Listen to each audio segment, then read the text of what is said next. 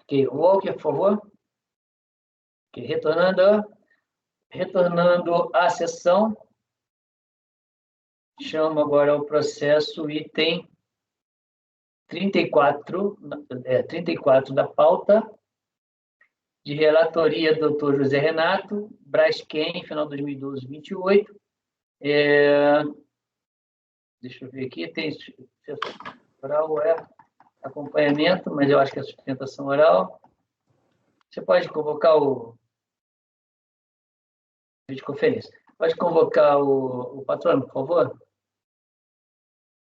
Queria convocá-lo, presidente. Obrigado. São iguais, Zé? São iguais. Na verdade, é igual a um processo que a gente já julgou, meu, e eu herdei esses dois processos aqui, porque um cidadão falou que estava umbilicalmente ligado aos outros meus processos, e realmente estão, tá? Porque são idênticos, na verdade. Então não foi sacanagem. Não foi sacanagem de ninguém, né? Não foi, não. Fiquei feliz. E o cara mandou para mim, sabe? Um belo dia eu olhei na minha caixa 2 processos novos da Braskem. Eu falei, poxa vida, eu já tinha botado esse negócio, né? Mas eu não sei porque você está reclamando.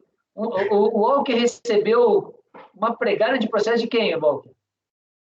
Qual era a empresa que tu recebeu um bando de processos passados? Petrobras. E a doutora Larissa recebeu também um grupo de processos de outra empresa também. Todo mundo recebe, eu também recebo. Mas o Walker vai ficar sem julgar 2 anos seguidos, né? Porque o tanto que ele pegou de Petrobras... Não, mas ele é chorão, ele manda e-mail para até... Começa no Guedes, acaba no faxineiro, pedindo... Eu fiz o pedido lá, eu fiz o pedido lá no CIGEP, lá. Meu, imagina, você tem que fazer inclusão de processo por processo, cara. Um a um, você tem que ir lá para computar as horas, aí você entra com o pedido para tirar o sorteio. Mas eu fiz, vamos ver se esse mês eu vou receber algum sorteio.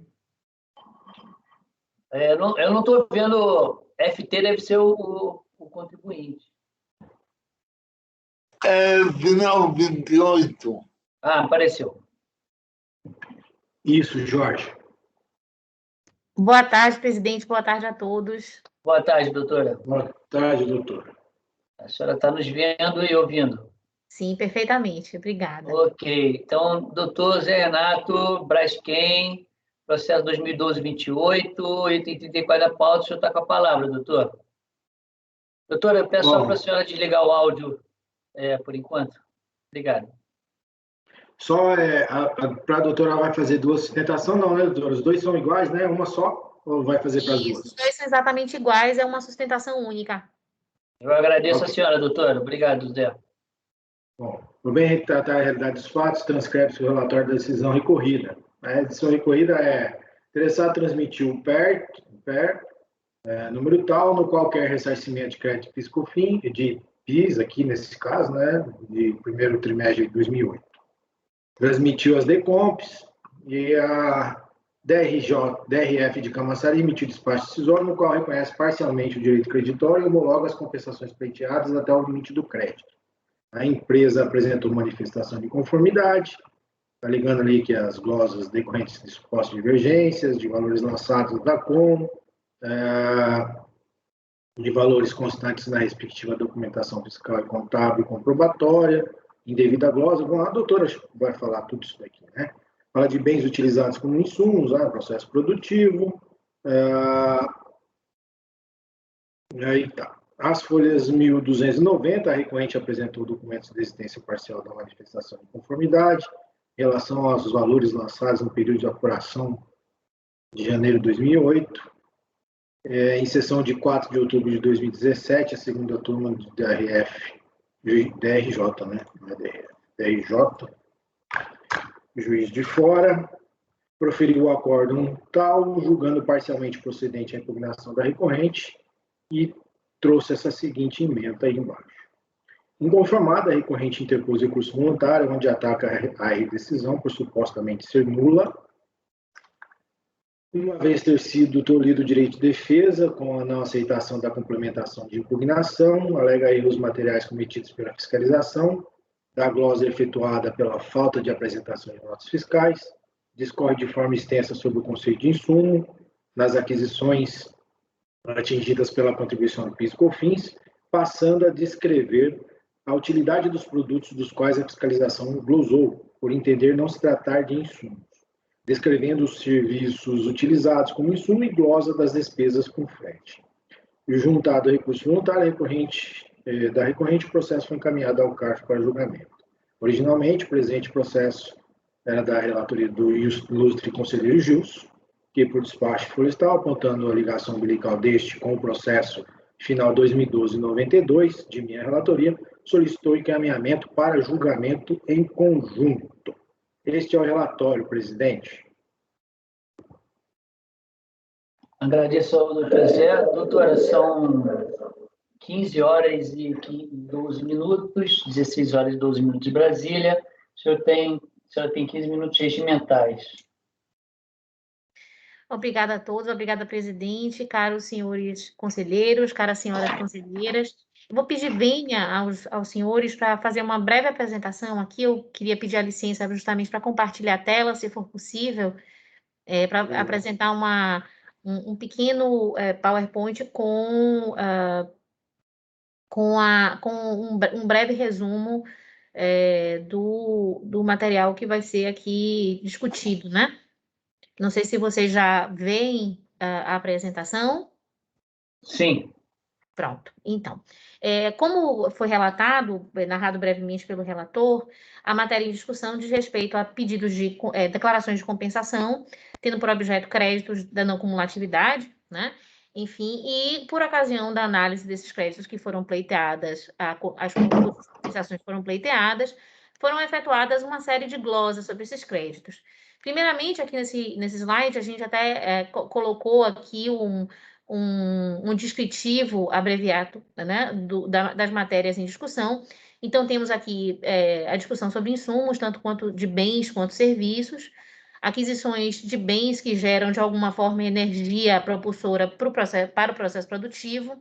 Temos também despesas com uso e transmissão de energia elétrica e ainda fretes de produtos acabados entre estabelecimentos da pessoa jurídica e também armazéns, né, de terceiros, e também fretes nas vendas, o que a fiscalização chamou de empresas ligadas.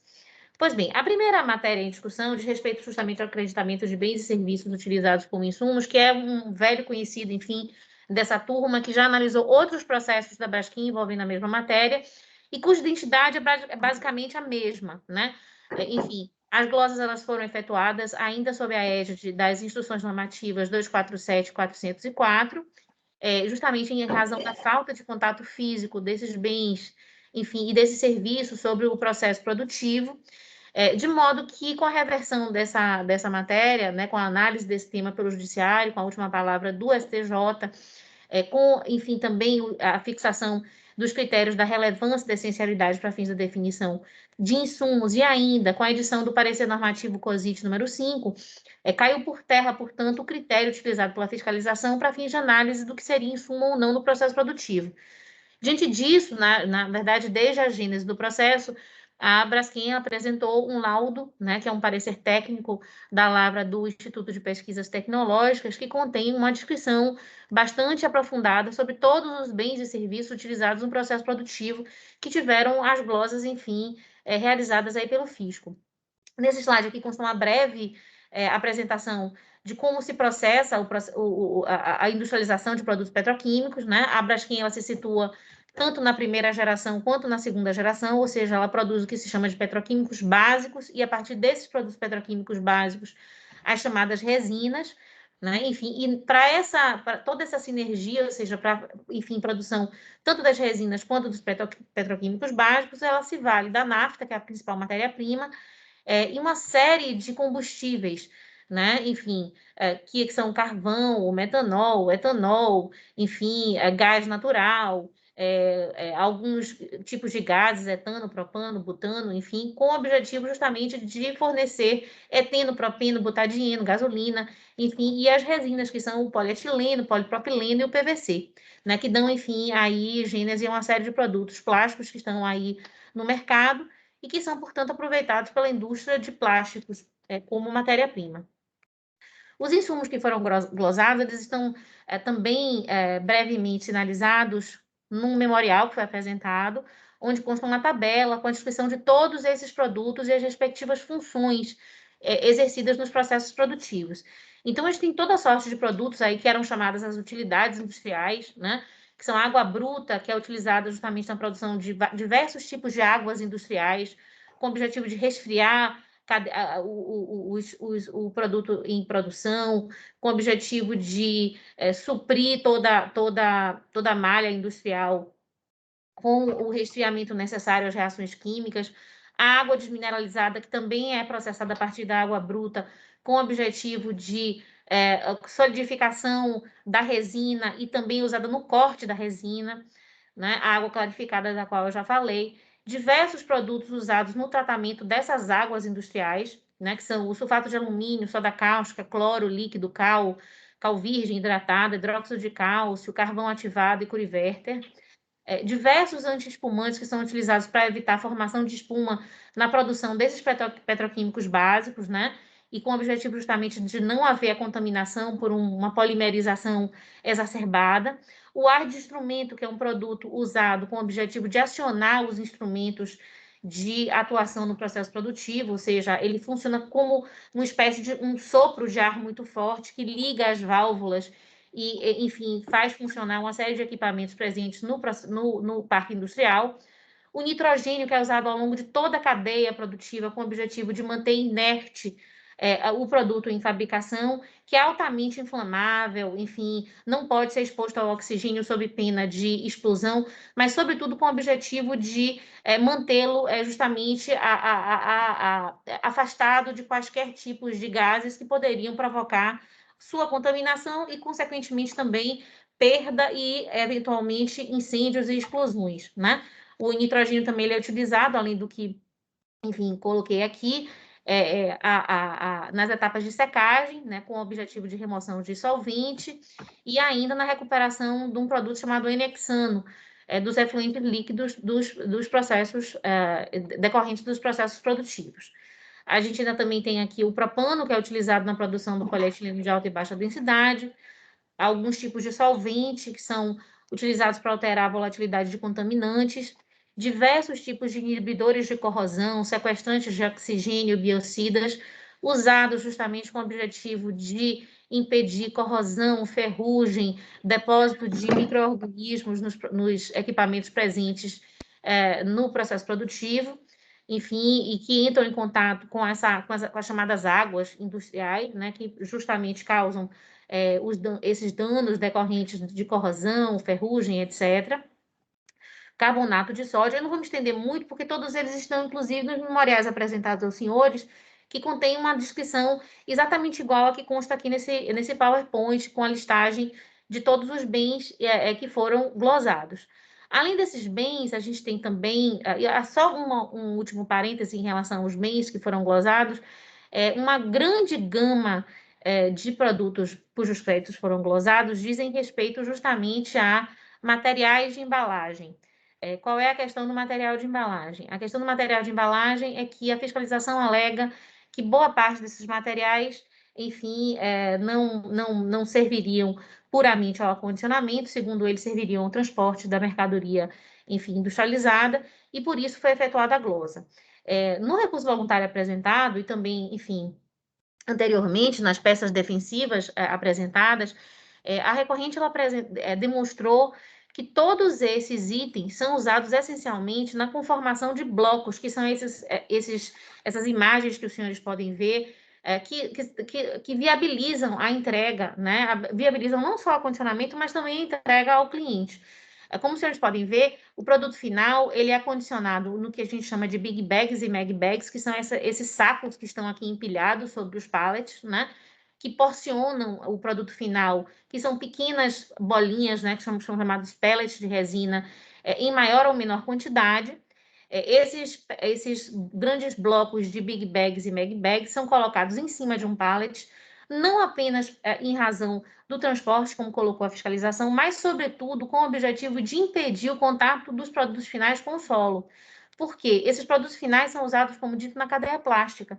Então, muitos desses itens são usados na indústria alimentícia, na indústria de materiais hospitalares, então eles não podem conter quaisquer impurezas, não podem ser contaminados por sujidades, contaminados por umidade, micro-organismos, enfim, que os tornem impuros e, portanto, não apropriados para utilização para essas finalidades. Então, os pallets e também todas essas embalagens são utilizadas com o objetivo justamente de proteger o conteúdo presente nessas embalagens, que são os pellets, que não podem se contaminar de algum modo e tornar-se imprestáveis, portanto, para a fabricação de plásticos. Então, esses pallets, eles ainda são revolvidos por um plástico, né? Esse plástico filme que a gente usa em casa, mas um plástico filme muito mais resistente, muito mais robusto, envolve-se todo esse volume e ainda assim se coloca um capuz de lona ou de plástico sobre ele com o objetivo de evitar, portanto, qualquer contato com o solo, com o manuseio, enfim, dos operadores desses produtos, etc. Então, na verdade, inclusive, uma das maiores glosas realizadas diz respeito justamente a esses itens aqui que estão sinalizados, que são os big bags, mag bags, sacarias, sacos, sacas, papel extensível, injetores, sacas para big bags, capuzes plásticos, filme de polietileno, né, ou filme stretch, os pallets, as capas para big bags, etiquetas usadas na identificação dos produtos, fitas adesivas com o objetivo justamente de reunir esses produtos, abraçadeiras, cordas, papelão, fitas, colas, fios de algodão, etc. Enfim, uma gama bem variada de itens que são utilizados para essa finalidade. Também faz parte dos produtos glosados as chamadas partes e peças de reposição, para as quais eu chamo a atenção, porque a empresa, no recurso, ela fez uma listagem meramente exemplificativa de todos os itens que foram glosados.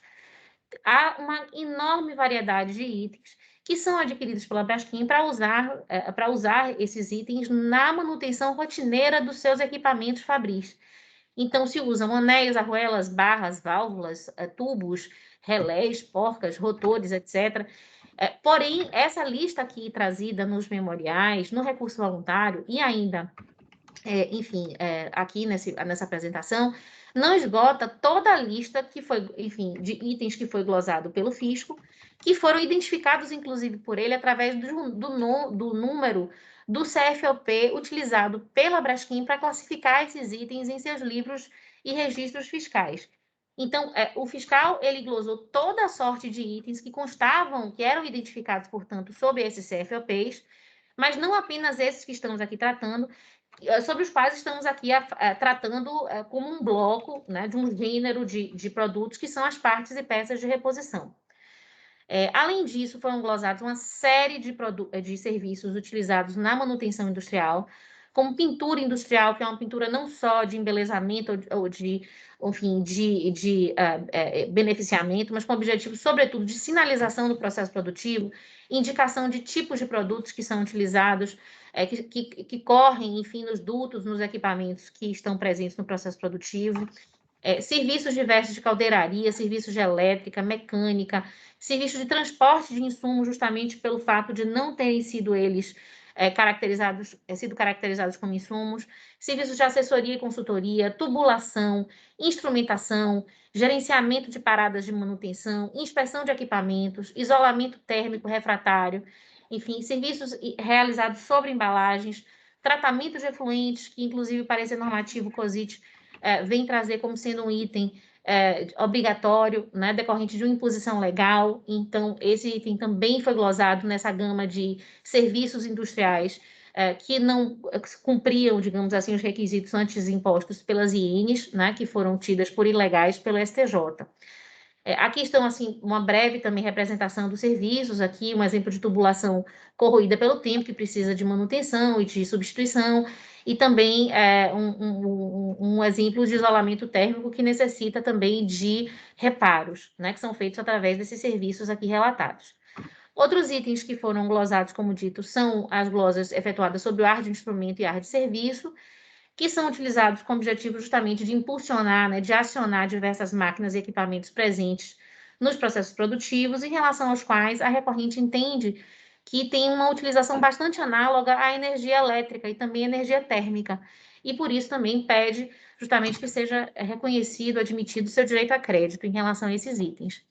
Também foram glosados os gastos, né, as tarifas pagas com o uso e transmissão de energia elétrica, uma vez que são itens que são cobrados dentro do valor da energia efetivamente consumida, né? Justamente foi esse o mote da glosa pela fiscalização, que entendeu que esses itens não se referiam, esses gastos não se referiam ao efetivo consumo da energia elétrica, mas a recorrente comprova, através de sua peça defensiva, da sua peça recursal, que esses itens, eles, enfim, estão atrelados justamente ao valor da energia paga. Na verdade, existe um custo de aquisição que é indissociável da energia elétrica consumida efetivamente no processo produtivo. Isso faz parte de um sistema de contratação no mercado gerador de energia elétrica, né? Enfim, é celebrado um contrato que é chamado de contrato de uso de distribuição, que é o chamado contrato de uso do sistema de transmissão e o contrato do uso de distribuição, pelos quais são pagos essas tarifas específicas, que são chamadas de TUST e TUST, né? Que é justamente para viabilizar tanto a distribuição quanto a transmissão da energia elétrica que é adquirida nesse mercado, né? Enfim, então, também com base nisso, demonstrando que se trata de um gasto indissociável, que comporta, portanto, faz parte do custo de aquisição da energia elétrica consumida, a recorrente também pede venha para que seja reconhecido esse direito creditório. Outro item que foi glosado diz respeito aos custos, né, incorridos dos fretes de transferência de produto acabado entre os estabelecimentos da própria Braskem e também dos estabelecimentos da Braskem para armazéns gerais, onde os produtos permanecem até a sua entrega à clientela, né, até os adquirentes desses produtos. Na verdade, a Braskem estabeleceu em diversos pontos do território nacional diversos centros de distribuição, que são centros para os quais toda a sua produção é escoada, tendo em vista que seus estabelecimentos fabris não têm capacidade de comportar toda a sua produção, de estocar toda a sua produção em condições adequadas, né? Ou seja, protegidas do ambiente, do sol, de chuva, sem contato com o solo, etc. e tal. Então, toda essa produção ela é escoada para esses centros de distribuição que ficam mais próximos de seus clientes. O objetivo não é apenas de logística, o objetivo é propiciar um armazenamento adequado desses produtos. Isso faz parte, digamos assim, do processo de venda da empresa, que pede que sejam reconhecidos esses créditos, uma vez que o inciso 9 do artigo 3º da Lei 10.833, ela autoriza o crédito sobre os gastos com frete nas operações de venda. Esse trajeto, ele é justamente um trajeto que precede o trajeto de saída desses produtos dos centros de distribuição, que são terminais da própria Braskem, ou armazéns de terceiros, para a clientela. A diferença aqui, basicamente, é que a Braskem, ao invés de fazer o trajeto de uma vez só do seu estabelecimento fabril direto para o cliente, ela reparte esse trajeto em dois. Então, ela manda primeiro para um estabelecimento que é um distribuidor, né? Enfim, próprio ou de terceiro, e num segundo momento esse produto vai para o cliente, né? O adquirente dessas mercadorias.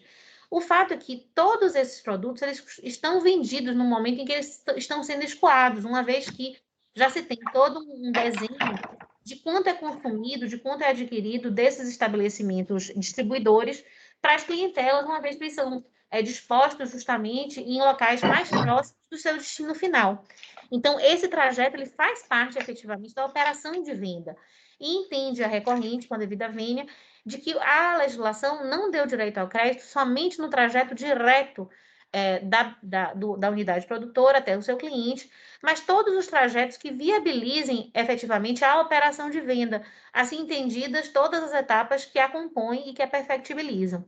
Aqui tem um exemplo de como é feita essa distribuição, né? A gente tem um estabelecimento da Braskem, por exemplo, em Maceió, que é o dicloretano. Esse dicloretano ele vai para Camaçari, ou a gente tem outra hipótese, essa soda cáustica, ela vai para Aratu, na Bahia, da Bahia ela segue para Bahia, ela vai para Vitória, ela segue para 3 estados, né? Então, enfim, ela vai para Bahia, Espírito Santo, Minas Gerais, A produção de soda cáustica, por exemplo, ela vai do Rio de Janeiro para o Espírito Santo, Minas Gerais, Rio de Janeiro. Ou seja, existe todo um desenho de vendas realizados a depender dos clientes que estão sendo atendidos, né? Que se visa atender através dessa operação. Então, isso demonstra que não é somente um mero capricho logístico, né? O envio dessas mercadorias para esses estabelecimentos depende, principalmente, de melhores condições de armazenamento desses produtos até que se conclua a venda, né? Ou seja, ele faz parte necessariamente aí da operação de venda, como dito, e por isso, com base nesse inciso 9 da lei, do artigo 3º da lei 1833, pugna recorrente para o reconhecimento desses créditos que foram glosados pela fiscalização.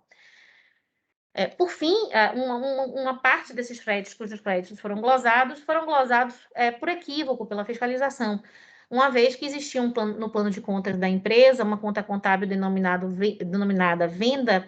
fretes de vendas para empresas ligadas, mas que, a despeito dessa nomenclatura, refletiam, na verdade, vendas efetivas para empresas, para terceiros, né?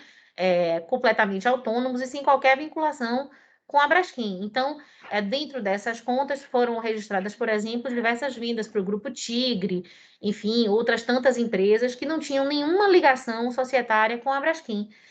E foram juntados para tanto as notas fiscais quanto os conhecimentos de transporte, demonstrando quem eram esses destinatários dessas mercadorias, evidenciando, portanto, que houve um equívoco na interpretação da conta contábil, né, da leitura da conta contábil, do histórico que ali estava presente, indicando que, embora se tratassem de vendas para empresas ligadas, eram, na verdade, vendas para terceiros, né, vendas normais. Também, por fim, a empresa aponta uma série de erros que foram cometidos pela fiscalização na apuração dos valores dos créditos que foram, enfim, calculados e reconhecidos em seu favor. Esses erros eles foram apontados após a manifestação de conformidade, mas ainda antes da decisão de primeira instância, de modo que eles foram basicamente ignorados pela DRJ, e protesta a recorrente quanto a esse procedimento, uma vez que todos esses erros, esses equívocos materiais que foram cometidos pela fiscalização comprometem o próprio valor do crédito.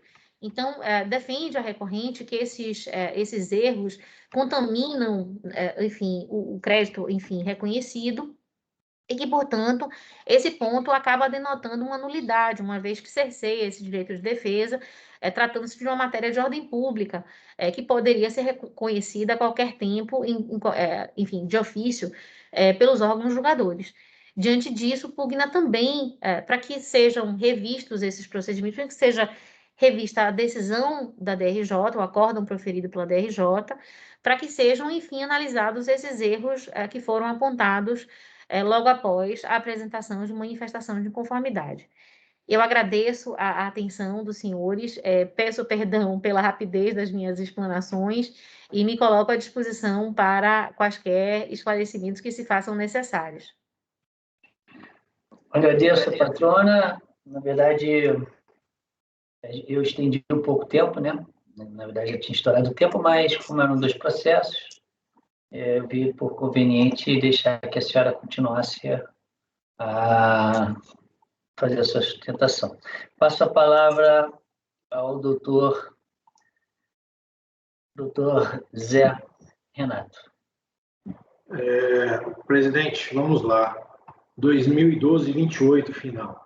Eu queria pontuar com vocês uma coisa aqui. Esse 2028, ele tem um tópico que está sobre homologação tácita, que no outro não tem. E eu, na hora de passar, não deu tempo de eu passar ele já corrigido aqui. No outro, que outro? No outro. O de baixo, o próximo. O de baixo, isso, o próximo. Tá? Porque os dois são iguais. Okay. Só que nesse aqui, no recurso voluntário, tem uma alegação de homologação tácita, que eu estou afastando, porque aqui se trata de um pedido de restituição, né, ressarcimento e restituição, e depois as compensações, e por não estar previsto essa questão. No caso de perde-compras transmitidas visando a restituição e ressarcimento de tributos, não há que se falar em homologação tácita por falta de previsão legal. restituição e compensação se viabilizam por regimes distintos. Logo, o prazo do parágrafo 5º do artigo 74, 9.430, para homologação tácita da declaração de compensação, não é aplicável aos pedidos de ressarcimento e restituição, que é o caso daqui. Então, eu estou afastando a homologação tácita, tá? A alegação de homologação tácita. Tá bom, mas isso não está aqui no voto, né? Isso, é que os dois... Tá, mas deixa eu só te falar uma coisa. Pois não. Tá onde, então? Tá aqui, eu já coloco aí para você. Não, porque pelo que você leu aí, ficou meio... Eu teria algumas observações a fazer sobre... Lê de novo, então. Então, eu coloquei assim. Nos casos de PER e barra de conta, né, transmitidos visando a restituição ou ressarcimento de tributos, não há que se falar em homologação tácita, por falta de previsão legal. Perfeito. Restituição, certo? Não, perfeito, não, é porque eu vi em algum lugar o senhor falou PER de comp. Não, tem PER, o pedido comp, de restituição. Com certeza tem. Sim. Não sei se tem nesse processo, estou falando que compensação é óbvio que tem homologação tácita. Perfeito. Eu já tenho certeza que nesse processo aqui não tem nenhuma decomp. Aqui, ó, vamos lá no começo. O interessado transmitiu PER, número tal, no qual requer o ressarcimento dos créditos PIS/PASEP, exportação do primeiro trimestre de 2008. Também transmitiu decomps.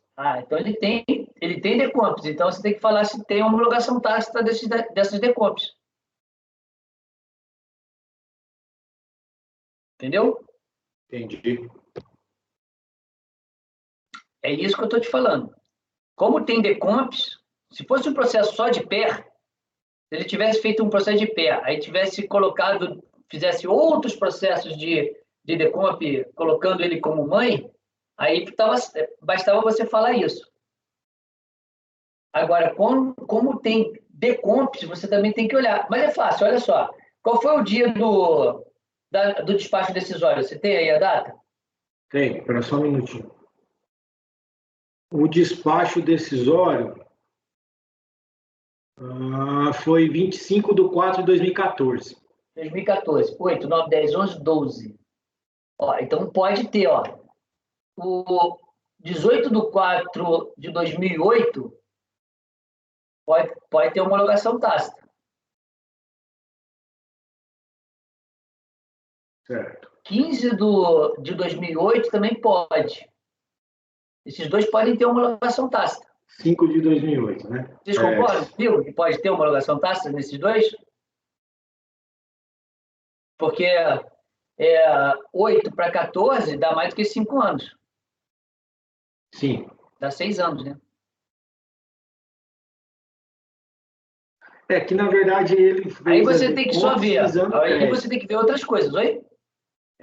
Ela fez as decomps e na decomp ela colocou como crédito o PER de restituição. De ressarcimento. De ressarcimento, isso. Isso. Tá? Então, a base para essas decomps é este PER. Não, mas a análise que você faz não é isso, são das decomps. Porque, olha só, a gente tem que entender que o PER é uma coisa. O PER não se aplica realmente ao artigo 74. Bom, esquece o PER. A decomp, ele se aplica. Então, na decomp, você tem que olhar decomp por decomp. Não é porque o PER está dentro do prazo, até que nem se aplica, que as decomps têm a ver. Não. Até porque, olha só, se por acaso a decomp, essa 15/5/2008 aqui, se ela tiver homologação tácita, não é por isso que você não vai analisar o crédito. Porque se ele tiver crédito, uma parte do crédito vai ser, mesmo homologado tacitamente, utilizado para aquela decomp, mesmo utilizado. É assim que a Receita vai fazer. Entendi. O que sobrar, caso sobre, ele vai poder até ter o direito a ressarcimentos, aí outra coisa e tal. Entendeu? São formulários diferentes. Pode até ser o mesmo formulário, não há nem necessidade de ser formulário diferente. Aliás, só em 2002 que teve formulário igual, salvo engano. Que aí você apresentava uma decomp e botava lá onde estava o crédito. Foi a época da MP66. Era quando você tinha um formulário só. Estou começando a relembrar da minha vida de Derate, São Paulo. Entendi. Não, então, se a gente, considerando isso, e lógico, realmente a Decomp não se aplicaria aqui, essa questão do que eu estou falando de não haver previsão legal, né? Essas duas Decomps de 2008, então elas teriam sido alcançadas pela homologação tácita. Ok, então, então a primeira coisa que a gente vai ter que discutir aqui é essa questão. Isso. Tá? Então vamos deliberar. Só para a gente poder ser rápido, algumas coisas que a gente já pode separar. Ó, se foi em 2008, não tem aquela discussão se foi transformado ou não. Não tem nada disso. Porque já era a confissão de dívida, porque isso veio em 2003, pela 135. Então, todas essas discussões já estão superadas, não é isso? Isso. Bem, estamos deliberando, tá, senhores? Eu não estou botando aqui para a gente bater, para a gente poder só... Não conseguindo pegar todas as datas para checar, tá difícil, que o processo é grande. Não, mas não precisa, olha pelo relatório da DRJ, no início do relatório dele. É o suficiente. Ó, pega a página, início do relatório dele, que é o relatório da DRJ. Ali estão as decomps apresentadas.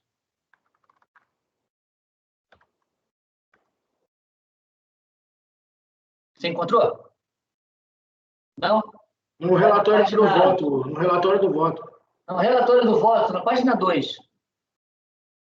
Ele fala assim, quando ele começa a relatar a DRJ, é o segundo parágrafo da própria DRJ. Também transmitiu Decomps. Encontrou? Então, ali tem as Decomps. Você encontrou as datas da Decomp? Da Decomp é fácil. Está no próprio número da PER. Isso. Mas qual é o... Eu não estou achando o da unidade preparadora da DRE. Mas você não está encontrando a data do despacho decisório? É. Ah, tá. Tá no... Deixa eu ver aqui. Abril de 2014. Né? 25/4/2014. Mas isso aí não tem retificadora, essas perdecomps? Pode ser. Pode ter, mas não me parece que isso aqui é retificadora. Não, pelo que está aqui, eu não falou nada de retificadora, Vinícius.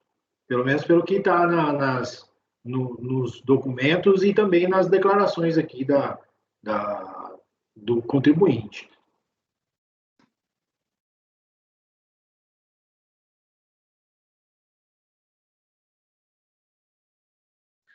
Perdecomp retificador, sim.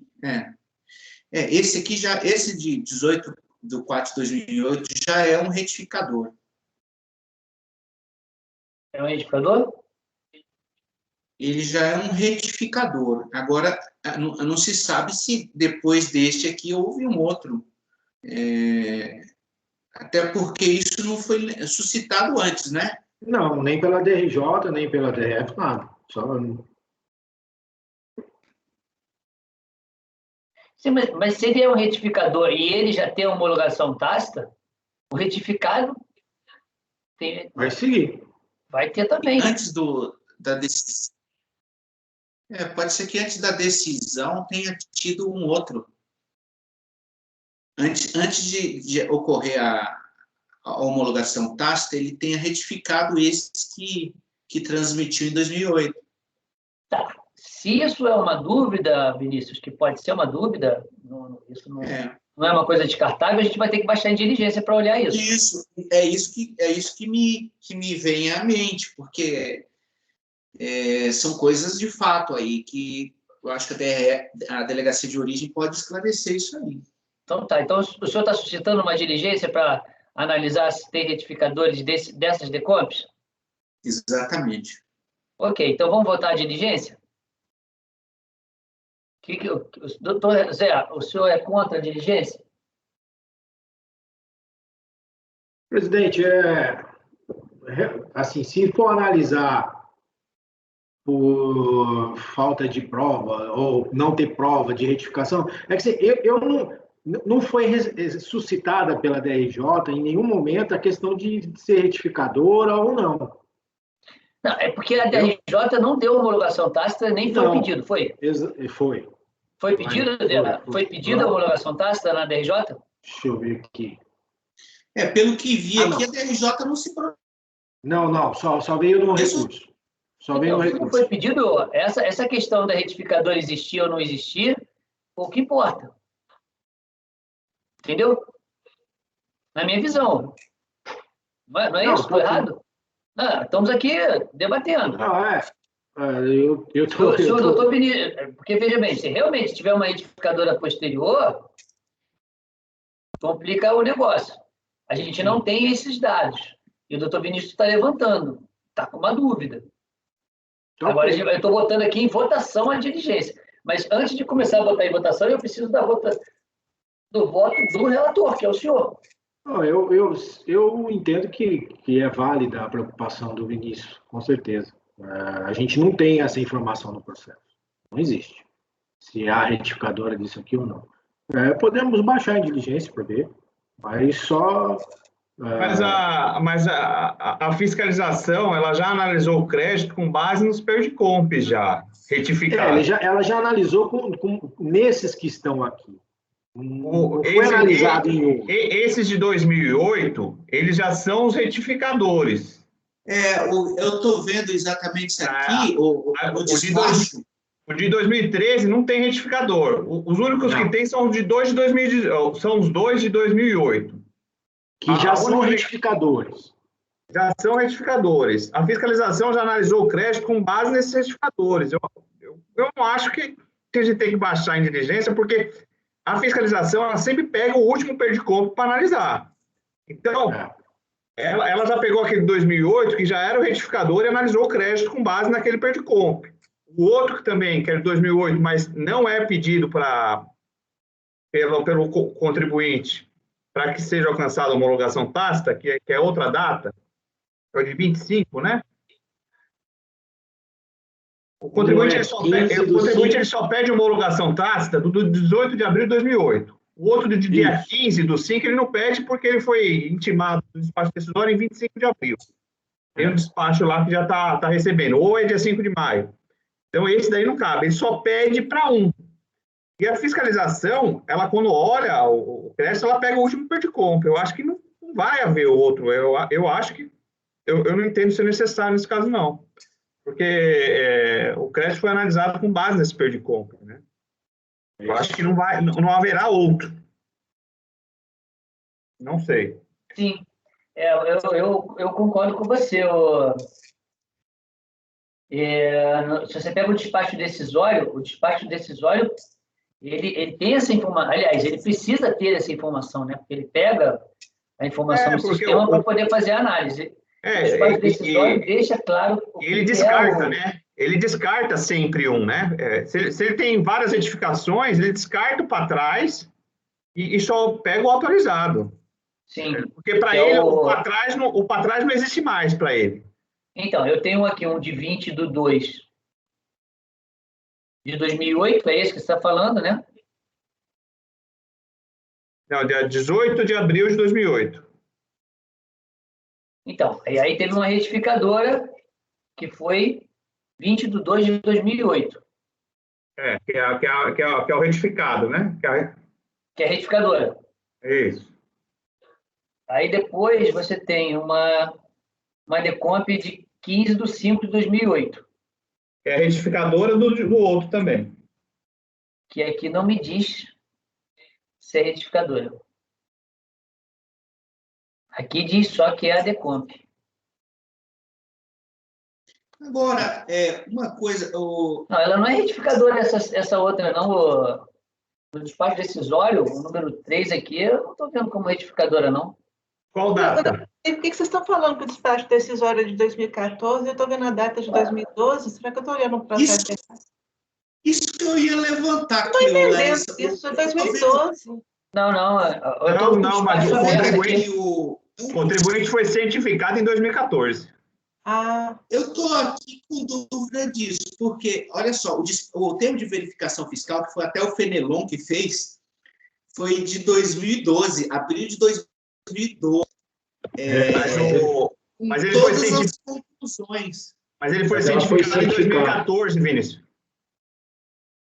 Não é a data do, não é a data do proferimento, não, é a data da intimação. Mas será que é isso mesmo? Lauro de Freitas, o termo de ciência que eu estou enxergando aqui é postado em 11 de julho de Lauro de 2012. Freitas, isso daí.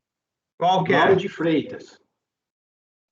Emitido em 3 de julho de 2012, postado em 11 de julho de 2012. Ciência. Está aqui, data de ciência. Mas do que é a intimação?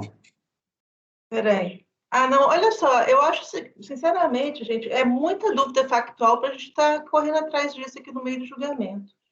E outra coisa, essas dúvidas factuais, a princípio coloquei da questão das retificadoras ou não, eu não tenho como julgar aí, porque elas não estão no relatório. Como não está no relatório? Não, isso não está no relatório, realmente. Isso que você acabou de falar que não estava no relatório. Se essa é a ciência do despacho ou se não é. Ah, tá, entendi. Né? Ou se teve ou não retificadora. Olha, eu não tenho dúvida, 342 está aqui. Olha, eu não tenho dúvida que a ciência foi 25 de 4 de 2014. Por que eu não tenho dúvida? Porque onde que está isso, Gilson? Isso está na... páginas são essas aqui.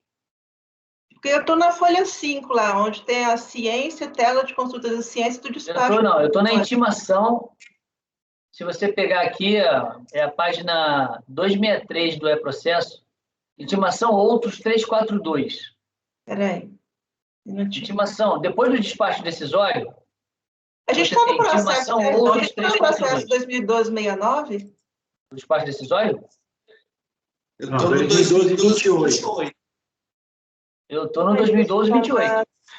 Oi? Nada. Nas folhas 266 está lá o AR de recebimento do despacho decisório. 25 de abril de 2014. 266.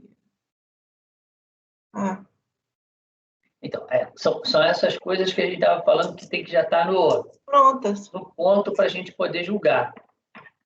Para a gente não perder esse tempo. A gente não pode perder esse tempo. Mas aqui, mas veja só, mim... ô Gilson, tudo bem, eu concordo contigo. Só que, na minha visão, igual você falou, ele foi intimado. Eu tomei coisa disso aqui. Para mim, ele foi intimado no código. Tá, não, mas é porque, olha só, o teu voto não fala da homologação tácita e não fala das datas, que é o mais importante. Oi? Eu comecei o voto falando isso para vocês. Mas está em outro lugar, né? Tá, eu coloco ali agora para vocês, não tem problema nenhum. Não, tudo bem, agora não, a questão não é colocar agora a gente já encontrou. Pelo menos eu encontrei. Para mim, não tem dúvida, porque está aqui falando claramente, ó. É a intimação SAOST 342, que se refere ao despacho decisório 0218 de 2014. Está aqui isso. Está aqui. Com a ciência do AR no dia... Aqui, data de entrega, 25 de 4 de 2014. Que deixa claro que foi, ó. Intimação SAOST 342. Intimação SAOST 342 é essa que fala que ela vai se remetendo, né? Ela fala do 2018-14. Aí você vai na 2018-14, você vai ver o que é o 2018-14, que é o quê? O despacho decisório que homologou parcialmente. Então, na verdade, para mim a data está tranquila, é essa mesmo, não é 12, não. Pelo que eu ouvi das DECOMPs aqui, as únicas que não foram homologadas é a final 4901, 7003 e 6850, pelas PER-DECOMPs que tem aqui, né? Está ali no início do e-processo, o relacionado.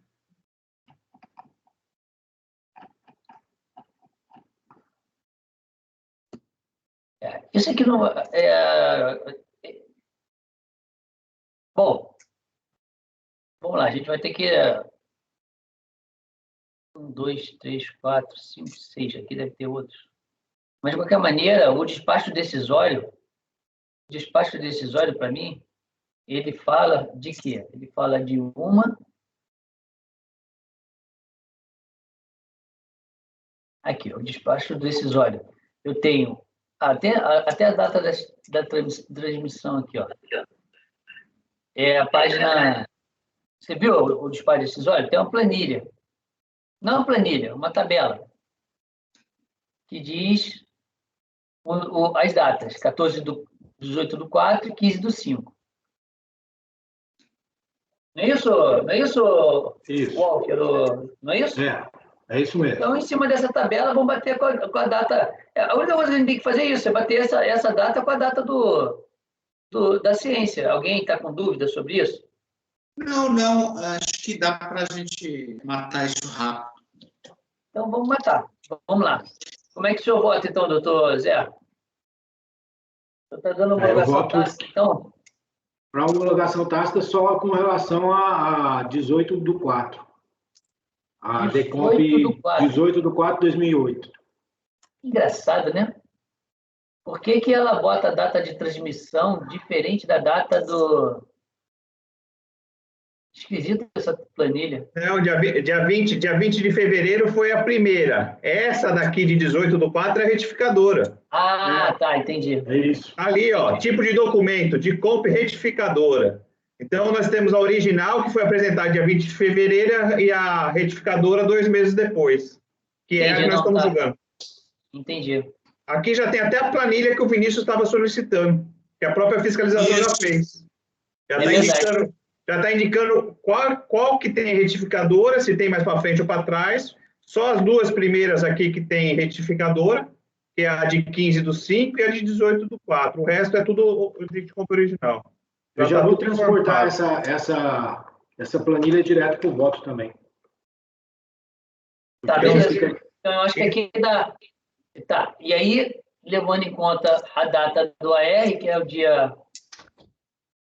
25, o AR é dia 25 de abril. 25 de abril de 2014. Tá. É interessante que são 2 anos depois do termo de verificação fiscal que o despacho decisório faz referência. Aqui o despacho decisório faz referência. Esse aqui é aquela Lauro de Freitas lá. O próprio Fenelon reclamava que não andava. Isso é porque você não conhecia o que acontecia. Bom, deixa eu falar. Fala bobagem. Deixa eu falar. Bom, então vamos lá, vamos votar que a gente está perdendo. Esse processo tem item demais. Na verdade, só tem 2 pessoas que não participaram do julgamento inicial deles, que é a Larissa e o Vinícius. Todos os outros já votaram esse processo, tá? Já. Mas, não é isso, Jorge? Jorge, não. Isso. Zé, eu olhei aqui já. Isso sei mesmo. Que só os 2 que não votaram. Foi finalzinho de 2019 que a gente fez esses votos. Na verdade, setembro. Setembro, outubro, né? Vamos lá. Setembro. É setembro. Bom, então vamos lá. Qual é a homologação tácita de qual? Do 14/8/2008? Isso. Só esse? Só esse, afasta dos outros. Tá. Então, deixa eu pegar aqui. Doutor Walker Araújo. Vinícius. Não, doutor Vinícius. O relator. Doutor Walker Araújo. É 18 de abril de 2008, tá? O relator. 18 de abril de 2008, isso. O relator? O relator. Doutor Jorge.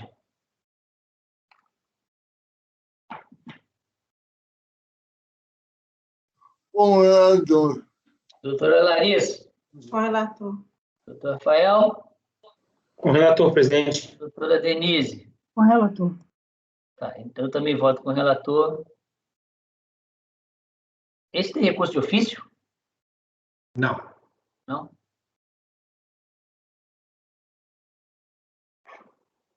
Então, peraí que eu vou ter que mudar isso aqui. Deixa eu botar aqui.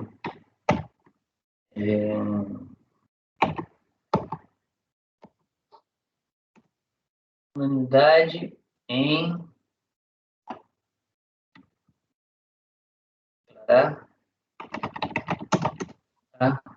homologação tácita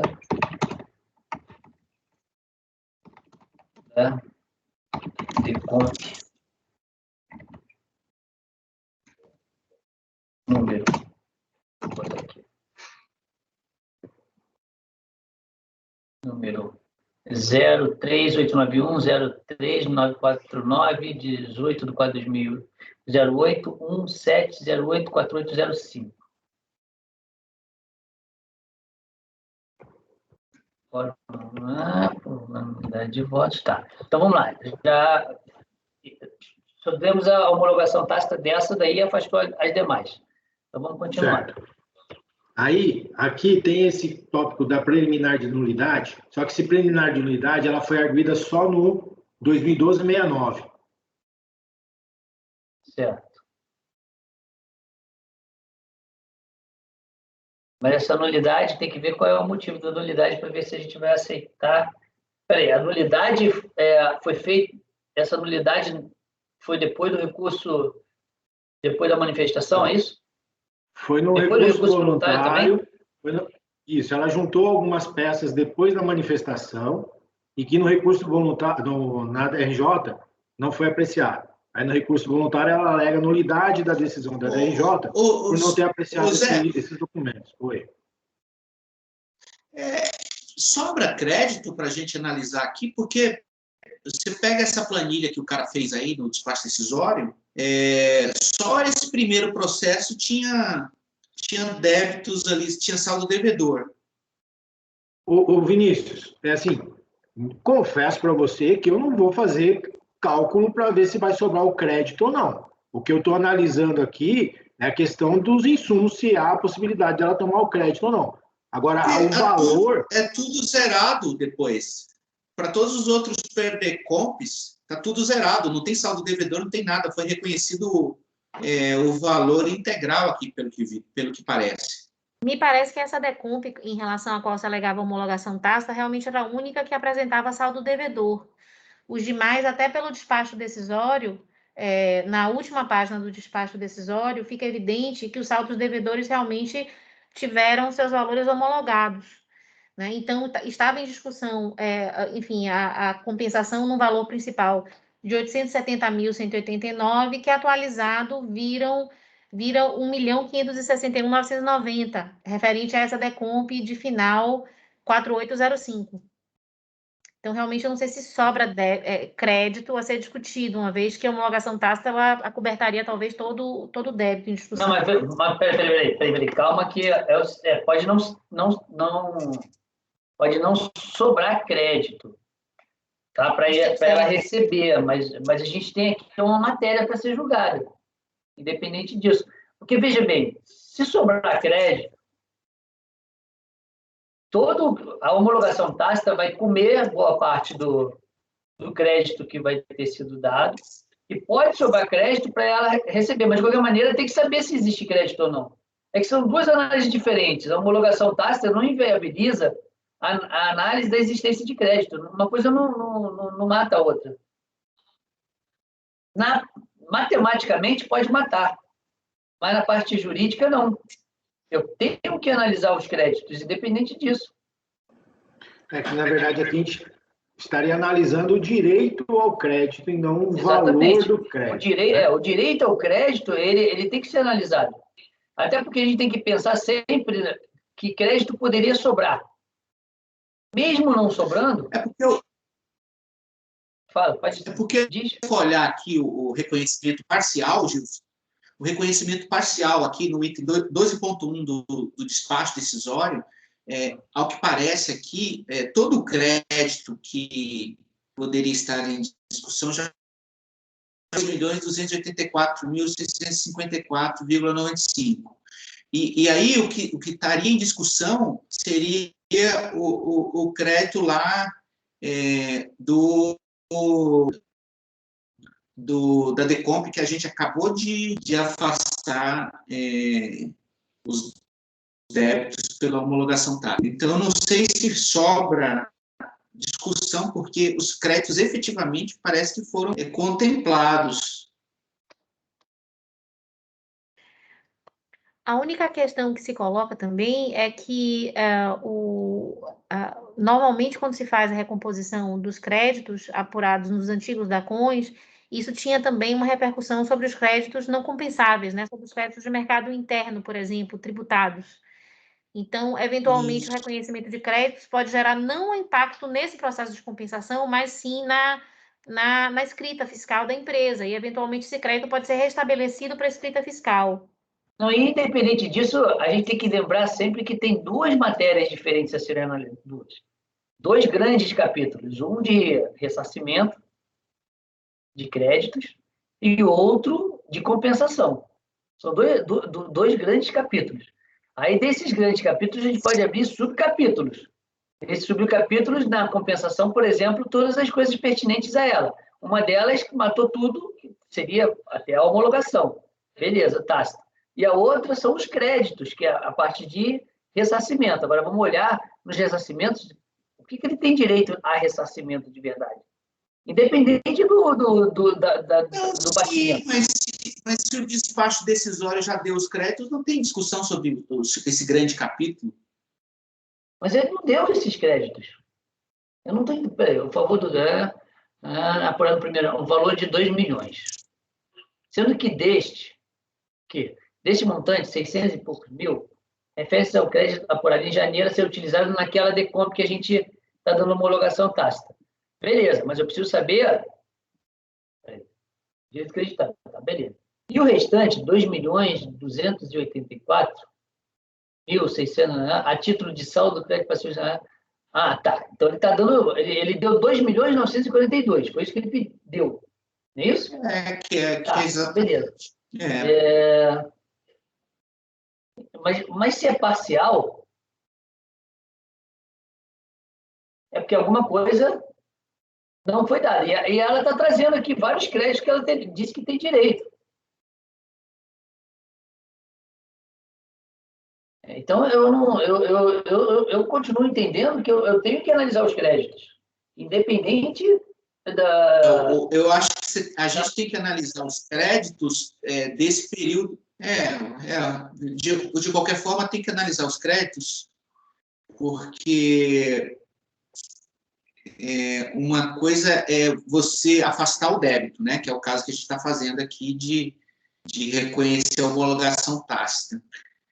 E outra coisa é efetivamente julgar o mérito do crédito, mesmo desse que sim, que vai ser utilizado para homologação tácita, entendeu? Que são duas coisas assim, é que matematicamente pode dar o zero. Eu não vou discutir se matematicamente vai dar o zero, que pode ser que dê, até porque você, engenheiro, já viu isso muito mais na frente que eu, né? Mas eu não estou falando disso, eu estou falando na questão de como eu vou deixar de julgar algo. Eu não tenho como, porque não perdeu o objeto. A verdade é que não perdeu o objeto. Porque o pedido de ressarcimento, ele continua, que é um objeto da lide, entendeu, Vinícius? Não, se ele for sobressalente, sim, mas se ele for um pedido de ressarcimento cumulado exatamente com decomp, e no recurso voluntário ele pede a homologação, por exemplo, o objeto do que a gente está julgando aqui é exatamente nos limites da compensação. Na verdade, é o contrário, né? No limite do direito reconhecido. Aí Isso. É que quando a gente vai fazer a execução da homologação tácita, como eu falei já algumas vezes, a primeira coisa que vai fazer é pegar os créditos que estão ligados a ela. Porque muitas vezes os clientes contribuintes falam assim, não, mas peraí, teve homologação tácita, então esses créditos aqui eu quero usar para outras coisas. Não pode usar para outras coisas. O que está se falando aqui é que aquela compensação não merece ser analisada mais. Então, se você botou lá um crédito podre e um crédito bom, tanto faz. Aquele crédito vai entrar para aquela compensação. Então, você tem que sempre analisar o crédito, independente de qualquer coisa. Mas você está convencido que tem que analisar? Porque aí a gente não precisa continuar. Vamos em frente. Então, tá bom. Então, vamos lá, doutores. Então, quanto à homologação tácita, está resolvido. Vamos continuar, então, agora aos demais. Vamos, doutor Zé, vamos lá.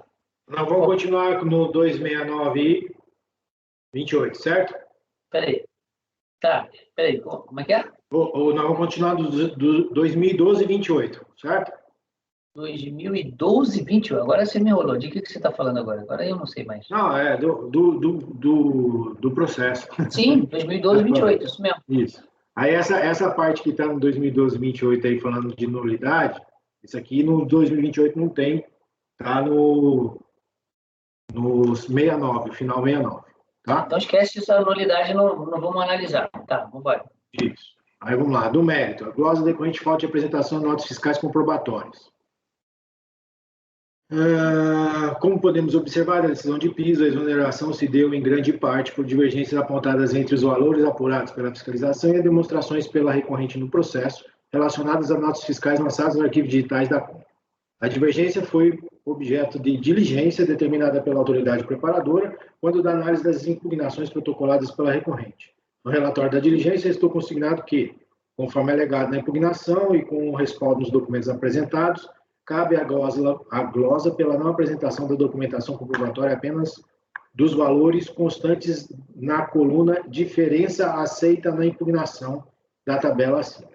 Como podemos observar, a autoridade fiscal responsável pela diligência atestou a diferença entre os valores glosados pela fiscalização e aqueles apresentados pela recorrente em impugnação, devidamente comprovados, devendo persistir a glosa sobre os valores em que não houve a comprovação. No mesmo sentido, deve-se permanecer a exoneração relacionada ao produto considerado como insumo pela fiscalização, por ser utilizado no processo de produção da recorrente, qual seja a borracha SEPS. A mesma solução deve ser aplicada à reversão de glosa sobre créditos de PIS importação e COFINS importação vinculados à receita de exportação. Conforme restou consignado no relatório de diligência requerida pela DRJ, todos os créditos de importação vinculados à exportação, feita a análise dos documentos entregues pela recorrente, foi apontada a comprovação dos valores lançados na DACOM. Vejamos, aqui tem todos os apontamentos. Trazidos aqui pela diligência, né, o resultado da diligência. Considerando o acima exposto, podemos observar que as divergências dos créditos tributários foram preenchidas, precedidas de minuciosa análise realizada em diligência e devidamente escoradas por documentação idônea, motivo pelo qual voto por dar provimento ao apelo da recorrente para garantir o proveito dos créditos acima mencionados. Aí depois a gente vai passar para o conceito de insumo. Deixa eu só ver. Tá. Vamos lá, doutor Vinícius. Tenho uma dúvida aqui. Você está dando... olha só, a negativa da DRJ foi fundamentada no seguinte: o crédito pleiteado aqui, né, no 2012-28, teria sido utilizado para a dedução da contribuição lançada no auto-infração constante do processo 2012-92, não existindo, portanto, crédito a ser ressarcido ou usado nas decomps tais e tais e tais. Certo? Essa é a fundamentação da DRJ. Como que você afasta essa conclusão? E como que o contribuinte afasta essa conclusão da DRJ? Como ele afasta? Porque aqui a DRJ está dizendo que esse crédito pleiteado aqui foi usado lá no outro, 2012-92. Esse é o fundamento para a negativa de provimento aqui. Só um minutinho.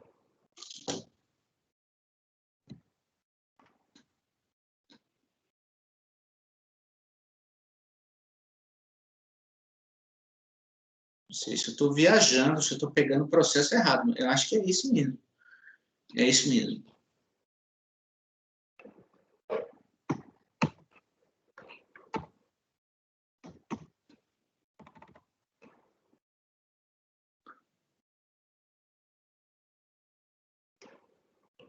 Só um minuto aqui, peraí.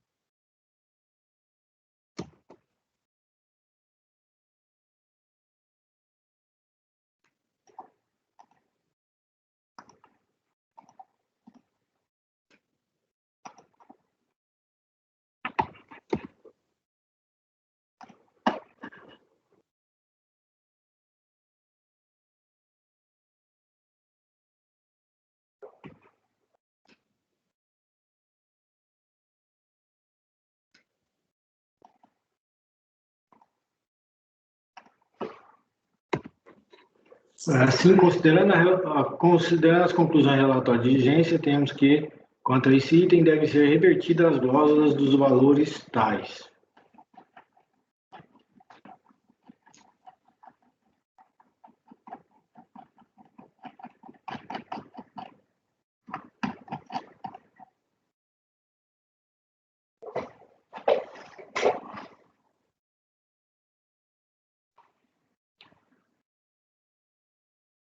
Porque assim. Não, porque ele tá.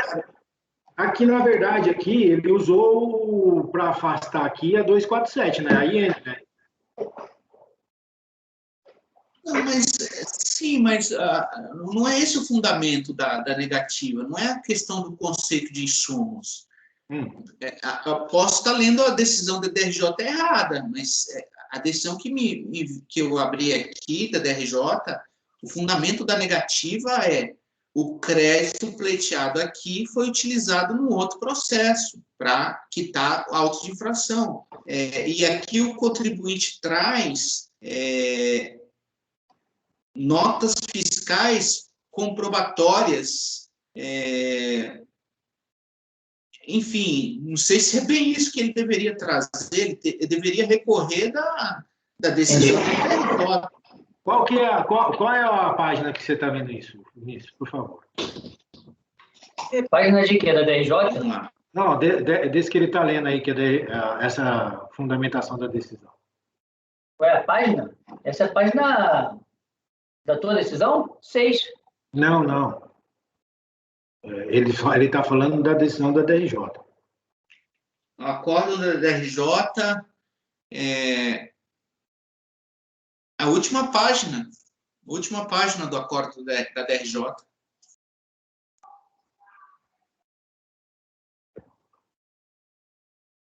Depois de trazer uma longa explicação do outro processo, aí o relator aí conclui que não sobrou crédito.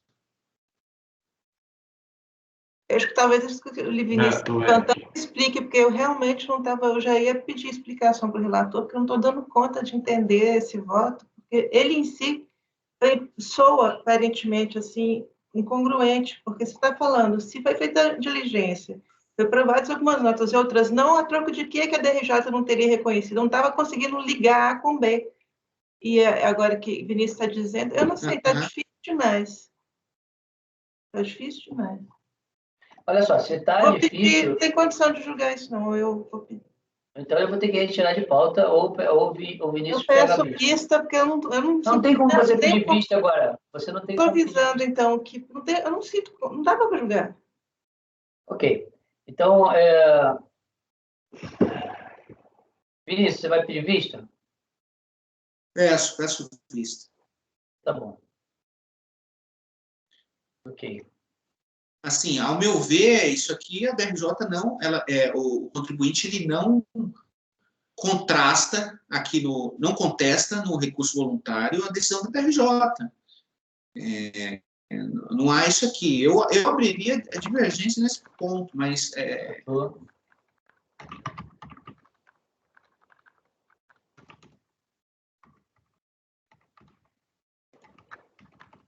ela rebate toda a argumentação que trouxe na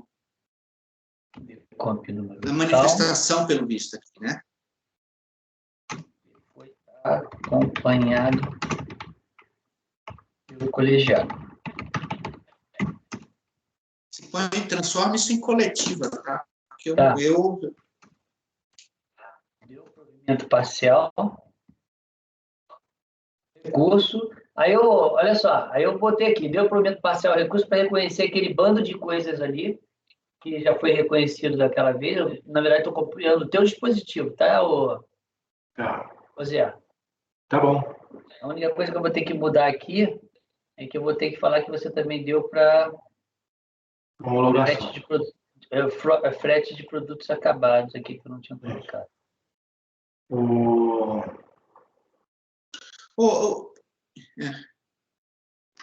Aí saem os dois em vista? Né? Sim, aí saem os dois. Tá. Vamos analisar isso aqui de novo. Tá bom. Vamos embora. Vinícius pediu vistas. Foi transformada em vista coletiva. Vinícius pediu vistas e foi transformada em vistas coletiva. Então, ficou com vista o item 34 e o item 35. É o mesmo resultado do outro? Teve homologação tácita no outro também? No outro não tem homologação tácita. Tá, só tem o... Aí o resto é igual. Tá. Mas aí tem nulidade no outro, né? Isso. Tá, então vou ter que abrir o outro para olhar. Espera aí que eu vou abrir o outro para olhar como é que está o teu dispositivo.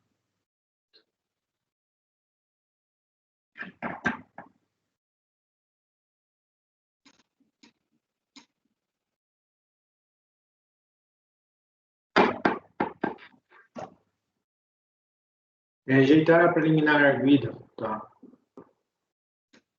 Teve recurso de ofício no outro? No outro tinha recurso de ofício. Não. Aqui, nesses dois, nenhum. 2012 e 69 tinha recurso de ofício? Não. Os dois são recursos. Aqui está com o voto que é aquele do 2012 92 lá. Que 2012 92. Essa tem preliminar? Qual o lance? Essa tem o quê? Isso, preliminar de nulidade, é isso? Oi? Isso, exato. Preliminar de nulidade. nulidade. A homologação tácita e foi acompanhado pelo colegiado. No mérito, deu provimento parcial recurso para determinar a utilização dos créditos, aí eu copiei aquela coisa toda. E Vinícius pediu vista. Tá. Só que não tem homologação tácita nesse, né? Isso, só isso que é diferente. Eu vou copiar isso e tirar a homologação tácita. Então, o relator afastou a preliminar. Para as demais. E no mérito deu provimento parcial para aquilo tudo. E aí, vista para o Vinícius, a qual foi transformada em vista coletiva. Ok, doutores? Doutora, a senhora ficou com dúvida? Ok. Não. Eu estava tentando recapitular a questão da importação e parece que houve realmente uma diligência em relação a esse ponto, reconhecendo os créditos de importação. Porém, esses créditos, segundo o diligente, foram aproveitados para fins de dedução da contribuição que foi lançada num outro auto de infração, né? Enfim, então, essa questão deve ser analisada, uma vez que houve julgamento da DRJ admitindo esses créditos dessa forma. Ok. Agradeço a senhora.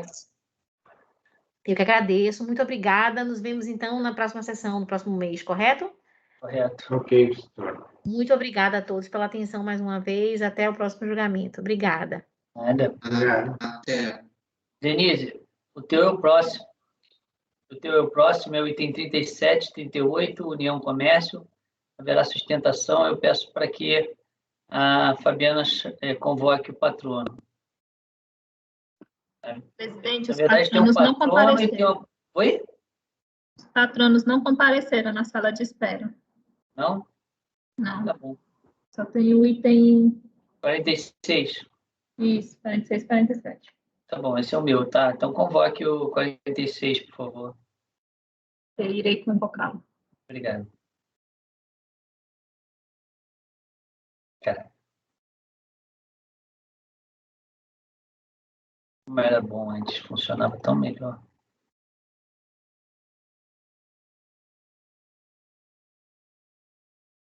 Tudo no meu computador não tem um primeiro clique, eu tenho que dar um clique, aí espera, ele fica pensando, aí vai o segundo. É um negócio isso. Mais não adianta reclamar. Sessão, minutos. Tem 2 citrovidas aí. Agora deixa eu ver qual é a citrovida.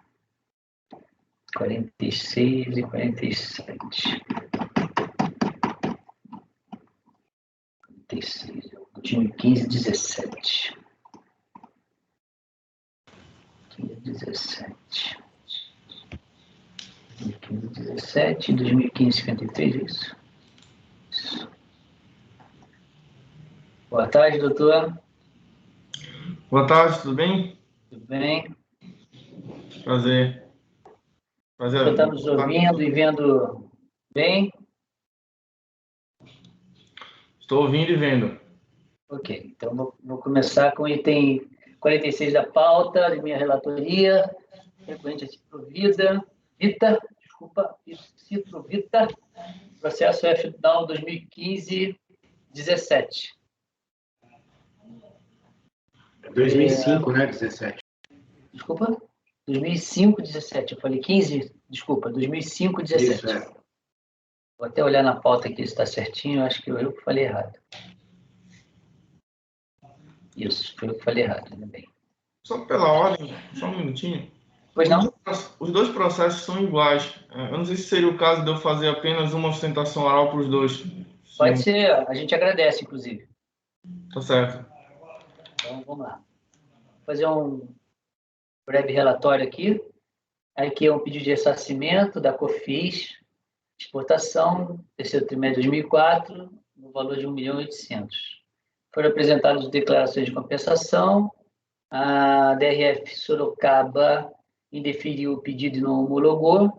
Pela informação fiscal de 18589, o crédito foi indeferido, que a recorrente deixou de apresentar os documentos e arquivos exigidos pela fiscalização para análise.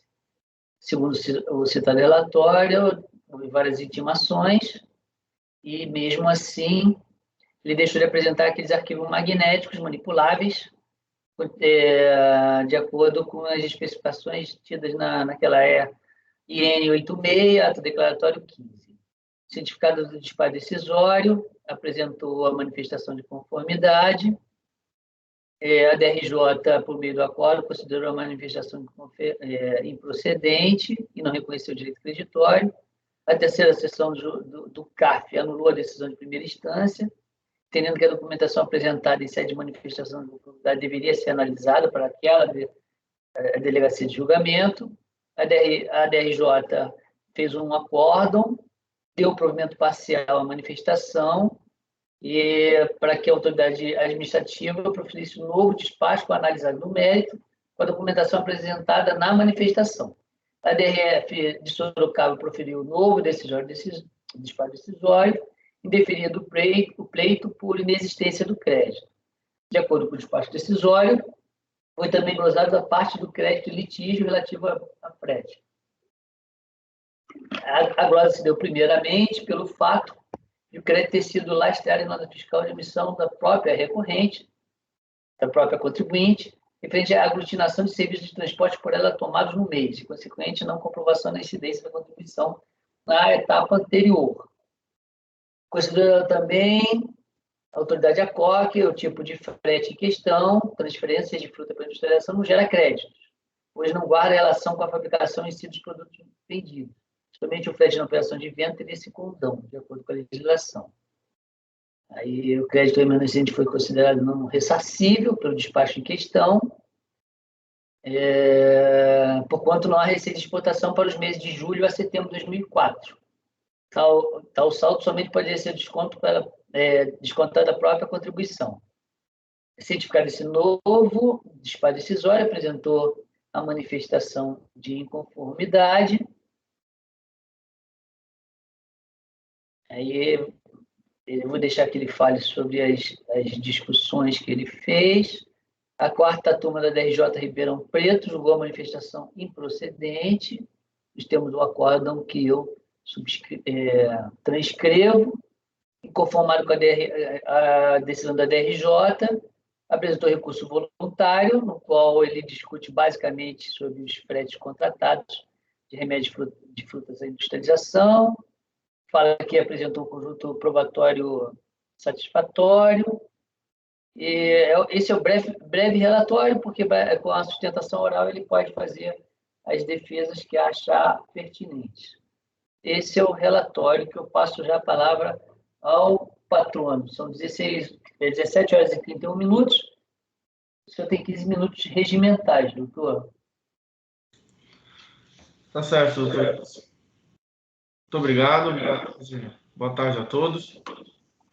Bom, como eu anunciei inicialmente, a sustentação oral se aplica também aos processos subsequentes, porque as discussões são idênticas. Como o próprio relator falou, é um processo já antigo, que já chegou a ter inicialmente um recurso voluntário, ele foi adiado, quer dizer, o julgamento foi anulado pelo CARF e o processo voltou para a DRJ para que se analisasse os documentos que a empresa tinha apresentado. E aí agora, no despacho decisório e na manifestação de inconformidade, o pedido de ressarcimento feito pela empresa ele foi indeferido por verificar que algumas notas fiscais elas não se enquadrariam no conceito de insumo, então 3 dessas notas fiscais apresentadas elas foram glosadas, e além disso teve o argumento de que a empresa não teria saldo, ela não teria receita de exportação, não teria saldo para que fosse permitido o deferimento desse pedido de ressarcimento. Bom, a decisão que indefere a manifestação de conformidade, ela pauta-se muito, porque na época ela foi proferida mais ou menos em 2018, e ela pautou-se muito na ideia do conceito de insumo que era ainda veiculado na instrução normativa, né, que ainda estava pendente de julgamento repetitivo do STJ com relação ao conceito de insumo, que atribuiu a ideia da essencialidade do item para com o processo produtivo da empresa. Então, afastou-se, na verdade, a decisão em si, ela chega a afastar todas aquelas ações de eventuais inconstitucionalidades ou ilegalidades, porque isso não seria permitido a análise pelo CARF, mas a verdade é que o que nós estávamos tentando argumentar na época não era bem uma alegação de inconstitucionalidade, mas sim uma própria aplicação do entendimento do Poder Judiciário, né? Nós defendemos que o órgão administrativo deve observar o que foi julgado pelo STJ no repetitivo, que é o repetitivo RESP 12.21.170, onde ficou fixado o entendimento de que insumo está relacionado com a relevância, com a essencialidade daquele item ou serviço para com o processo produtivo da empresa. Então, nós defendemos um conceito amplo de insumo, diferentemente do que é veiculado nas instruções normativas, né, que tinha um conceito mais estrito daquele bem ou item diretamente aplicado no processo produtivo, então aquele entendimento de que insumo estaria relacionado ao crédito físico do IPI. Então, portanto, nós entendemos que o conceito de insumo é um conceito relacional, que deve ser entendido como aquela questão da essencialidade e relevância, e aqui a gente está diante de uns gastos relacionados a frete. Nós temos uma empresa que ela é exportadora, que é produtora de frutas, laranja, etc. Ela produz sucos e exporta. Então, as notas fiscais que foram glosadas estão relacionadas ao frete, as remessas dessas frutas para industrialização, e nós entendemos que esses gastos são, sim, insumos da empresa, estão relacionados, sim, ao processo produtivo, porque, do contrário, a fruta ficaria lá na plantação, ela não seria remetida para a industrialização e todo o processo produtivo da empresa ela entraria em colapso. É uma etapa absolutamente crucial, fundamental e essencial ao longo do processo produtivo que deve ser considerada. Não se trata de uma operação intermediária, como quis criar o fisco.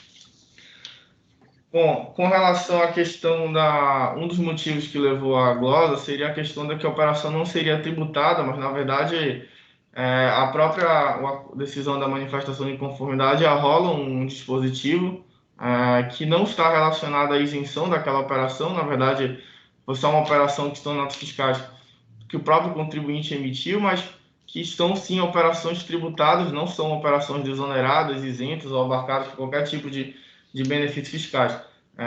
São operações, como eu falei, que estão sendo tributadas e, por isso, dão direito ao crédito. Por fim, tem a questão da suposta inexistência de receita de exportação. Nós apresentamos todo um conjunto probatório. A empresa, quando ela fez o pedido de ressarcimento, ela apresentou o formulário preenchido nos termos da Instrução Normativa 460 de 2014, foram apresentadas as lacunas e também foram apresentados todos os quadros demonstrativos de apuração. No próprio recurso voluntário, a gente relaciona uma planilha em que demonstra que a empresa tem, sim, essa receita de exportação, ela tem esse saldo para poder ser deferido esse pedido de ressarcimento. Aí, como ela é uma empresa exportadora, mais de 90% de toda a receita dela está relacionada com o mercado externo, então ela tem esse crédito acumulado, diferentemente do que não visualizou diante dos documentos a DRJ com a decisão que está sendo recorrida. Então, essas são as minhas razões. A gente pugna pela procedência aqui do recurso voluntário. Subsidiariamente, requer-se a utilização dos valores que não foram glosados nos períodos subsequentes, ou, por fim, que o processo seja baixado em diligência para ser analisado os documentos que foram apresentados pela empresa. Era isso, agradeço a atenção de todos. Uma boa tarde. Agradeço ao patrono e passo ao voto de imediato. O recurso é tempestivo e apresenta os demais pressupostos de admissibilidade, de forma que ele conheça e passo a análise. Aqui eu trago o conceito de sumo,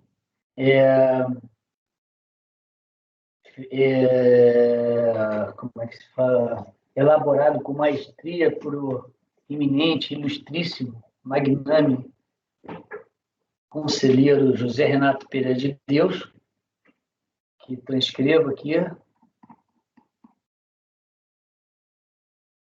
E já parto logo para a página 9 do voto, e já vai direto para a parte de frete do transporte de produtos em elaboração. A glosa objeto desse capítulo se refere aos custos com serviços de fretes para remessa de frutas à industrialização. O acordo recorrido decidiu que fretes relativos a produtos em elaboração devem ter o mesmo tratamento da aquisição de insumos no que se refere à geração de crédito da não cumulatividade. No caso, como as mercadorias transportadas não geram crédito, os serviços a elas ligados também não gerariam. Não compartilho dessa conclusão. Na minha visão, os produtos em elaboração ou semi-acabados devem ter tratamentos diferenciados, pois já se encontram no processo produtivo do sujeito passivo. Logo, para os serviços a ele ligados, o que se deve perquirir é a essencialidade e relevância dentro do processo produtivo do sujeito passivo. No caso de análise, entendo que o transporte das frutas para a industrialização é serviço essencial ao processo produtivo, pois se não existisse, o produto final não seria o ofertado pelo interessado, ou seja, a falta do serviço inviabilizaria o processo produtivo da recorrente. Ocorre que a glosa dessa rubrica também teve como fundamento a falta de comprovação da operação por notas fiscais de prestação de serviço, pois as apresentadas foram emitidas pela própria recorrente, de forma consolidada ao final do mês, com o total dos serviços. Os documentos apresentados foram considerados imprestáveis para comprovar a aquisição de serviços geradores de crédito da não cumulatividade, pois, além de não se tratarem de uma nota fiscal de aquisição, não há como discriminar os tipos de serviços nessa englobados, discriminação necessária para verificar se se trata de um gasto gerador de crédito, bem assim se houve incidência da dívida na operação. A recorrente não apresentou no recurso voluntário antítese para a tese da desconsideração das 3 notas fiscais, referentes aos transportes de frutas para industrialização, tampouco aduziu novos documentos para comprovar a operação reclamada. Na minha visão, faltou contestação específica sobre a desconsideração das provas apresentadas. Notas fiscais emitidas pelo próprio sujeito passivo de forma consolidada ao final do mês, com o total dos serviços. Fecha aí, travessão. E novos documentos para aprovar a operação de transporte das frutas. Aí aqui eu falo sobre o momento apropriado de apresentação de provas, que aí eu vou pular toda essa parte, que não se faz necessária a leitura. Aí eu vou lá para a página 13. Então, aqui eu estou dizendo na página 13, nesse contexto, a falta de insurgência específica sobre a imprestabilidade das provas apresentadas para confirmar a prestação do serviço glosado, combinado com a não apresentação de outros meios probantes, nos leva a concluir que não restou caracterizado nos autos o direito líquido e certo que sejaria o acatamento do pedido recorrente. E aí eu estou negando essa parte do recurso, do capítulo recursal. Aqui tinha que ser a parte da exportação.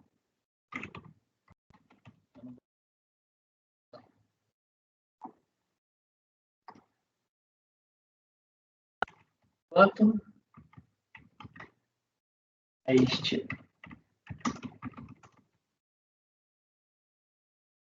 a interessada repisa os argumentos apresentados. Interessada repisa os argumentos apresentados na manifestação de conformidade, sem precisar de nenhum outro elemento novo. Restringe-se a afirmar que havia saldo acumulado e que esse fato rastrearia seu direito. Sendo que a solução de consulta 19397 trata com didática o assunto. Trata com didática o assunto, tá bom. de forma que reproduz as partes relevantes para o caso. Aí aqui eu cito pessoa jurídica que promove operação de exportação, que está no caput do artigo 5º da 10.637, deve observar o disposto 8.9 da Lei 10.833, quando na apuração dos créditos vinculados a tais operações. O artigo 8º, parágrafo 8º, ter 3, 10.833, faculta as pessoas jurídicas sujeitas à não cumulatividade em pagar sua receita bruta, que escolha seu critério por um dos seguintes métodos para determinar seus créditos inerentes àquele regime: apropriação direta ou rateio proporcional. Aí ele fala que as duas possibilidades. O artigo 9º o parágrafo 9º do artigo 3º exige a aplicação do método escolhido de forma consistente por todo o ano calendário. São pessoas jurídicas que promovem as operações de exportação, que trata do caput, pode optar pelo critério 1 ou 2 para apurar os créditos PIS e COFINS vinculados à exportação. Como já mencionado, a interessada opta pelo método de rateio proporcional para calcular seus créditos de contribuição para o PIS e COFINS vinculados à exportação. O método de rateio proporcional, na literalidade do artigo 3º, deve ser aplicado naquelas hipóteses que existam custos, despesas e encargos que sejam vinculados de forma comum a receitas brutas sujeitas à incidência cumulativa e não cumulativa. E sobre o valor daqueles custos, despesas e encargos comuns a pessoas jurídicas sujeitas à incidência parcial da não cumulatividade das contribuições em FII. Deve aplicar o seguinte percentual para obter os montantes dos créditos das contribuições relativos àqueles dispêndios. Receita bruta sujeita à não cumulatividade. Nota-se que o referido percentual é a relação existente à receita bruta, que fala como se faz. Deixa eu ver o que importa. Tá, então, essa aqui é a regra. Eu não vou ler toda a regra aqui da solução de consulta. Essa aqui é a regra da solução de consulta. A decisão de piso utilizou as regras dessa consulta e aplicou com maestria, trilhando o caminho correto que eu estou usando como forma de decidir, até porque ele não está apresentando nenhum argumento novo. Em relação à existência de receita com exportação no período, a requerente anexa a planilha que conteria o saldo acumulado e outra onde seria possível verificar o percentual relativo ao mercado externo, bem assim cópia do livro de apuração do ICMS e nota fiscal de vendas equiparada à exportação.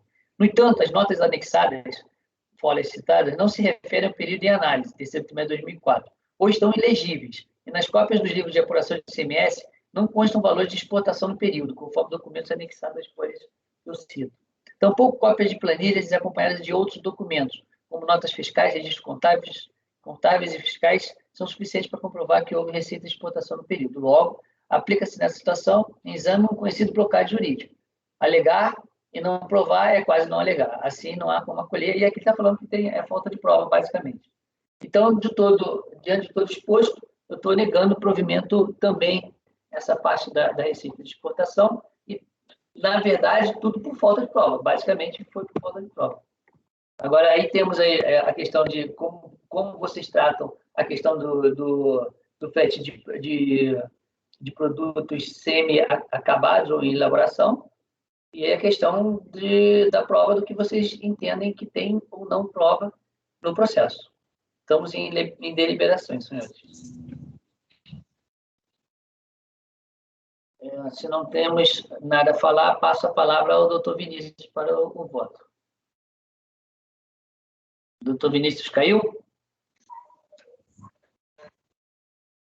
Doutor Vinícius caiu? Parece que sim. Não, voltou. Voltou, doutor? Oi? Voltou? Tá meio ruim. O senhor conseguiu ouvir? Eu não estou conseguindo ouvir o senhor, doutor Vinícius. Posso votar? Pode. Não, se o senhor quiser falar, é porque como eu abri para deliberação, o senhor estava congelado. Tá melhor agora? Tá, melhorou, mas o senhor está parado. Deixa eu só...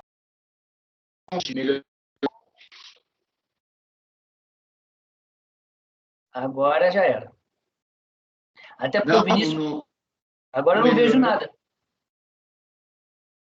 Tá ruim, mas... Não, você sumiu. Ouvindo, estou. Eu quero proferir o voto sem... agora?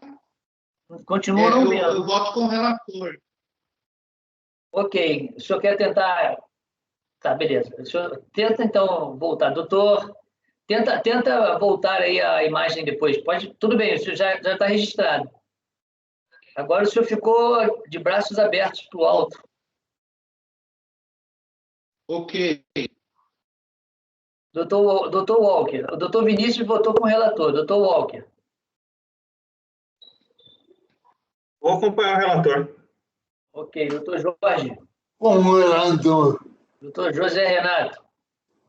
Com o relator. O Vinícius parece que está sendo assaltado lá. Vinícius, você está fora. Doutora Larissa. Com o relator. Doutor Rafael. Eu acompanho o relator, presidente. Faço só uma ressalva, que no recurso voluntário, ele parte da alegação dele toda com base na inversão do ônus da prova, no caso de compensação e ressarcimento. É o entendimento que a gente refuta. Só essa observação. Ok, mas eu trato isso no voto, deixando claro que perfeitamente. A linha toda do recurso é na inversão do ônus da prova no pedido de ressarcimento e de compensação no caso das presunções. E o senhor aborda perfeitamente, presidente. Ok. Doutora Denise. Com o relator. Então, com isso, foi negado o provimento ao recurso. Deixa eu... Aqui. Negado o provimento ao recurso. E o outro, ele já me falou que é igual, na verdade faz tempo, mas a gente olha aqui, não custa olhar, né?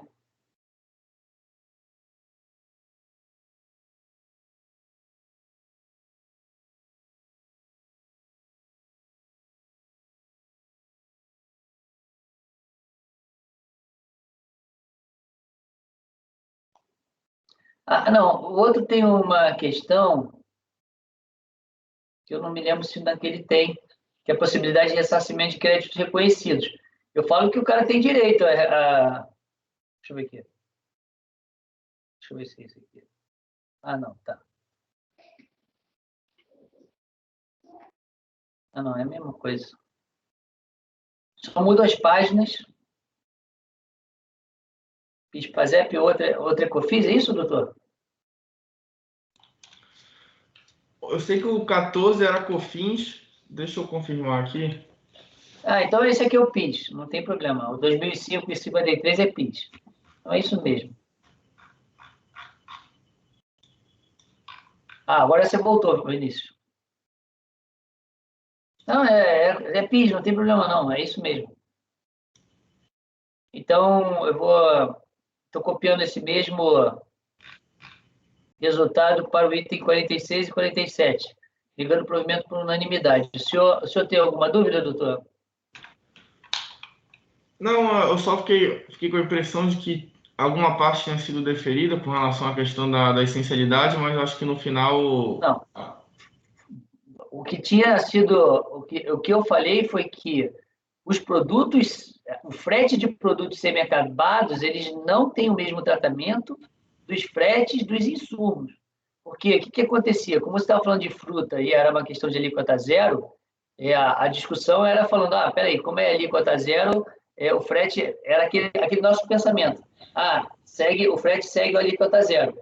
Mas para mim, como a lógica ele já está dentro da nossa linha de produção e você está fazendo, na verdade, um frete interno de um produto semi-acabado, o problema é que tinham duas razões de negativa. A negativa era falta de prova. Por isso que, independente da essencialidade, não tinha prova. Eu tratei as duas partes, ok? Certo, agradeço. Nada. Nós agradecemos ao senhor, doutor. Então, o item votado. Hildon. Oi. Posso tirar uma dúvida com você? Claro. No seu voto, traz a solução de consulta número 193, 197. Eu achei estranha essa numeração. É isso mesmo? Posso ter errado o número da numeração. Tenho certeza. Vou ter que olhar na DRJ, peraí.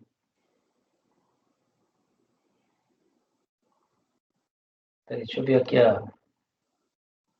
Cadê a numeração aqui? Frete de produtos. Vamos. 193, aqui deve ser 1997, não deve ser 197. Deve ser, mas eu tenho que olhar aqui eu tenho que olhar da RJ. Não é bom porque eu tenho que corrigir isso aqui. Eu vou até olhar agora, mas antes, eu vou olhando essa aqui só para ajustar o número da... Mas eu já vou chamando o próximo processo. Doutor, o senhor ficou com mais alguma dúvida? Não. Estou liberado? Sim, sim, sim. Até mais. Obrigado. Agradeço a todos pela atenção. Até mais. Nós que agradecemos. Doutor, obrigado. Bom, sustentação desses dois não chegou ainda. Então, vamos para o Zé, Cooperativa Rondoniense de Carne, item 26 da pauta. É um paradigma, o senhor está com a palavra.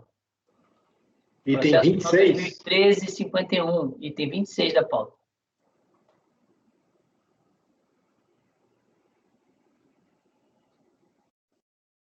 Um minuto.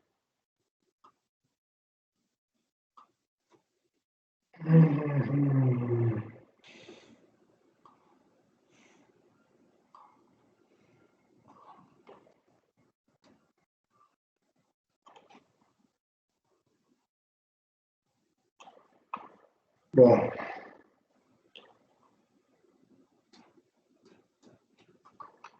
aqui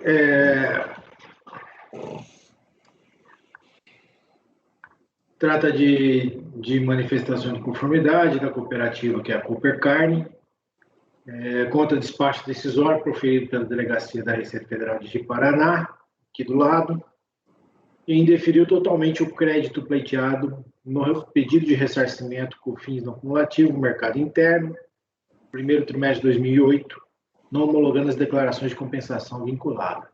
A fundamentação das glosas dos créditos consta do relatório fiscal, as folhas 131 a 149, disponibilizado ao contribuinte em conjunto com o despacho decisório acima. A requerente foi cientificada do despacho decisório e apresentou defesa. Ela afirmou que a sociedade cooperativa com o objetivo de promover o estímulo e desenvolvimento e defesa de suas atividades sociais e econômicas, nos termos do seu estatuto. Bom, aqui, basicamente, foi negado aqui em virtude do entendimento de ato cooperativo. Tá? Vamos lá. Defesa dos seus argumentos, citas a RF. A DRJ, por unanimidade de votos, julgou improcedente a manifestação de conformidade, posto que as vendas efetuadas para a empresa comercial e pessoas físicas não cooperadas não representariam um ato cooperativo, se sujeitando à incidência de PIS e da COFINS, inexistindo, assim, créditos a ressarcir, bem como afastou o direito de ressarcimento dos créditos presumidos, na medida que a legislação concedeu apenas o direito de dedução e da incidência da taxa Selic para atualização dos créditos de PIS e COFINS. Ela, cientificada, ela apresentou recurso voluntário, que é a mesma coisa da manifestação de conformidade. Seu relatório, presidente, posso passar o voto? Pode passar o voto. Vamos lá. Admissibilidade tempestivo, aceito. Mérito. O cerne do litígio visa auferir se as vendas efetuadas para empresas comerciais e pessoas físicas não cooperadas representam ou não ato cooperativo, para o fim de incidência ou não do PIS e da COFINS. Direito de ressarcimento de créditos presumidos, na medida que a legislação concedeu apenas o direito de dedução, e a incidência da taxa Selic para a atualização do crédito de PIS e COFINS. Ato cooperativo. Do que se extrai do relatório fiscal é que a fiscalização verificou que as vendas efetuadas no período considerado foram para empresas comerciais e pessoas físicas não cooperadas.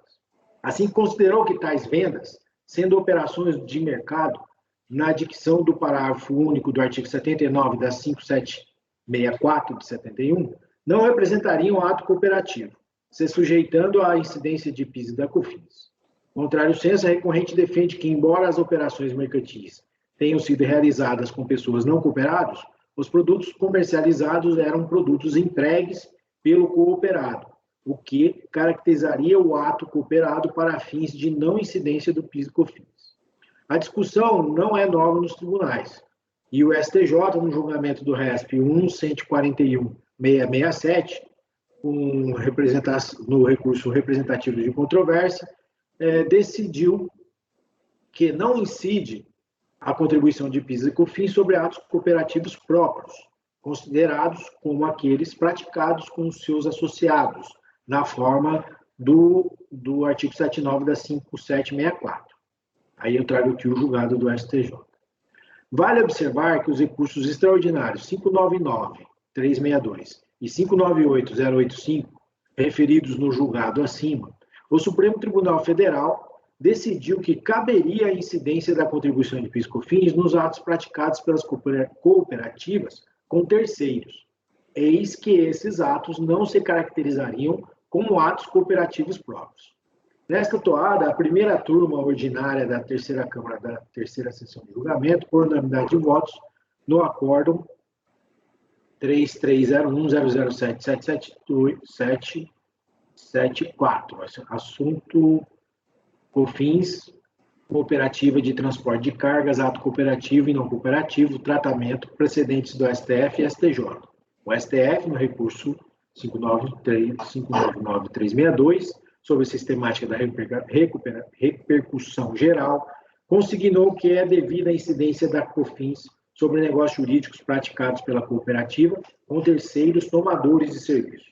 Por sua vez, o STJ fixou que não incide contribuição destinadas ao PIS/COFINS sobre atos cooperativos típicos realizados pelas cooperativas. Assim, apenas os atos cooperativos praticados entre a cooperativa e os seus cooperados não se subsumem à incidência da COFINS, recurso voluntário provido em parte.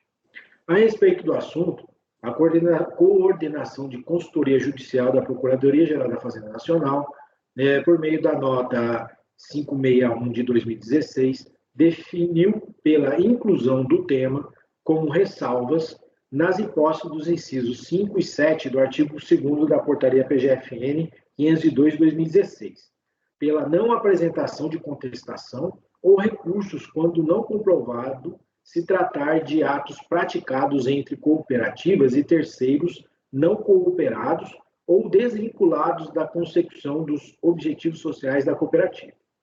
Aí vem aqui os excertos dessa portaria. Tá? Ela fala que do precedente é possível extrair, ao contrário senso, que não estão abrangidos no referido conceito os atos praticados entre cooperativa e terceiros não cooperados ou desvinculados da consecução dos objetivos sociais da cooperativa. Desse modo, é necessário atentar para as peculiaridades de cada caso concreto. Nesse cenário, mantém-se íntegro o despacho de que indeferiu o crédito apurado pela recorrente. Posso continuar? Pode. Crédito presumido direito ao ressarcimento. Neste tópico, a recorrente se insurge contra a decisão da DRJ em relação ao direito de ressarcimento, em direito de ressarcir o crédito presumido agroindustrial, considerando que a decisão reconhece apenas o direito de dedução. A respeito do tema, eu peço bem para adotar as decisões do ínclito e ilustríssimo majestoso conselheiro Justo Macedo Roseburg e Filho, no acórdão 3402.002.333, que, com a clarividência que lhe é peculiar, assim manifestou o seu entendimento. Agroindústria, ressarcimento, aqui tem um entendimento que, trazido pelo ilustre conselheiro, que eu já tenho utilizado em alguns votos, né? Como no presente caso, o período apurado refere-se ao ano calendário de 2008, anterior à vigência da 12.059 de 2009, o crédito apurado é apenas passível de dedução. Tá? Então, com essas bases aqui, eu também afasto o pedido de ressarcimento nesse caso aqui. Né? Senhores, podemos continuar? Tá bom. E a atualização taxa Selic, aí a gente tem aqui já as decisões, certo? Em recurso repetitivo, e além disso, a súmula CARF 125, que fala no ressarcimento de COFINS e da contribuição para o PIS, não cumulativas, não incide correção monetária aos juros nos termos do artigo 13 e 15, 6 da 10833 de 2003. Conclusão, diante do exposto, voto por negar provimento ao recurso voluntário como voto, presidente. Ok, vou passar a deliberação. Passo ao voto dos conselheiros. Doutor Vinícius. Com o relator. Doutor Walker. Com o relator. Doutor Jorge. Com o relator. Doutora Larissa. Com o relator. Doutor Rafael. Com o relator, presidente. Doutora Denise. Com o relator. Também voto com o relator.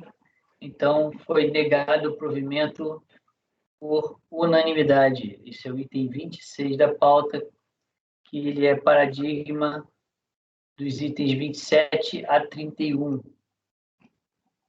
Que eu vou copiar agora. Só um minutinho.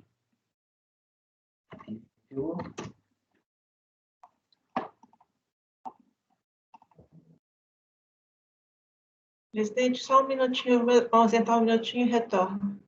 Tá, senhores, então vamos. São 6 horas, eu tenho que liberar a Fabiana, né?